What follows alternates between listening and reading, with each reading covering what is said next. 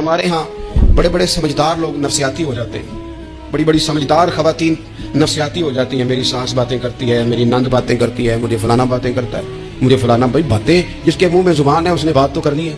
اب آپ نے کیوں یہ دعویٰ کر لیا ہے کہ آپ اتنے اونچے چلے جائیں کہ آپ کو بات ہی کوئی نہ کرے؟ کیا حرج ہے اس میں؟ اگر کوئی آپ کو بات کر دے تو کیا ہے، ہم کسی نے کر لی تو پھر کیا ہوا؟ اس کا اتنا اثر قبول کرنا کہ ساری رات سونا ہی نہ، پریشان ہو جانا. اور بعض لوگ ایسے ہیں جنہیں اتنی باتیں نہیں ہوتی جتنی انہیں ٹینشن ہوتی ہے. یعنی وہ دو بندے کونے میں کھڑے ہیں تو میری ہی بات کر رہے ہو. بھائی تو اتنا اہم نہیں ہے، انہیں کوئی اور کام بھی ہو سکتا ہے، تیری بات ہی انہوں نے کر دی.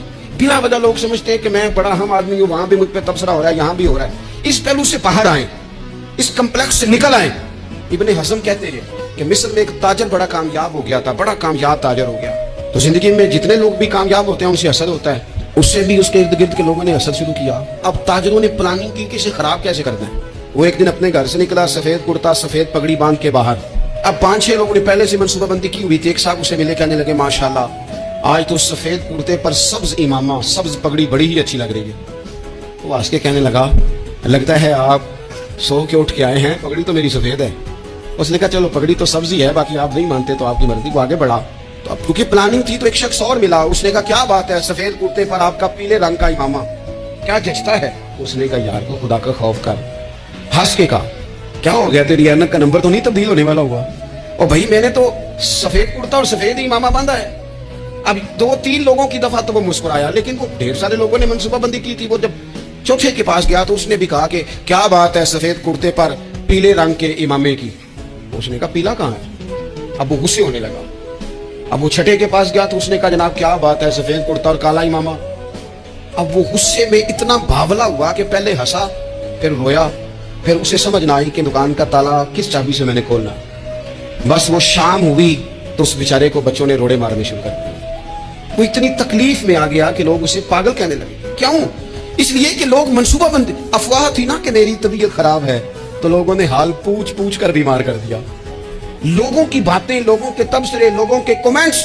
بولے امام شافعی فرمانے لگے لوگوں کی باتیں پتھروں کی طرح ہوتی ہیں، یہ روڑوں کی طرح ہوتی ہیں. اگر انہیں کمر کے اوپر رکھ لو گے نا تو یہ تمہاری کمر توڑ دیں گی، اور اگر تم ان کو اپنے پیروں کے نیچے رکھ لو گے تو تمہارا قد اونچا ہو جائے گا.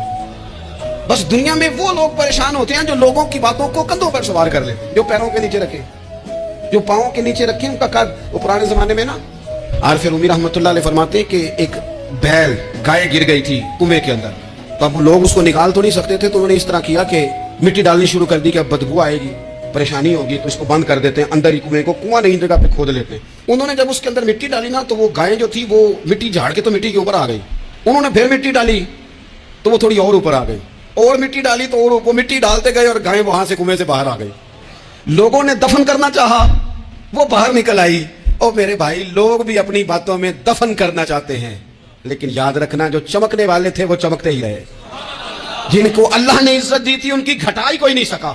اتنی لمبی زبانیں کھول کے لوگوں نے صحابہ کے بارے میں باتیں کی، لیکن سورج چمک رہا ہے صدیق اکبر کی شان کا، عظمتیں دمک رہی ہیں فاروق اعظم کی، عروج ہے جناب فاروق اعظم کو. نگر نگر گلی گلی دنیا علی علی کرتی چلی جا رہی.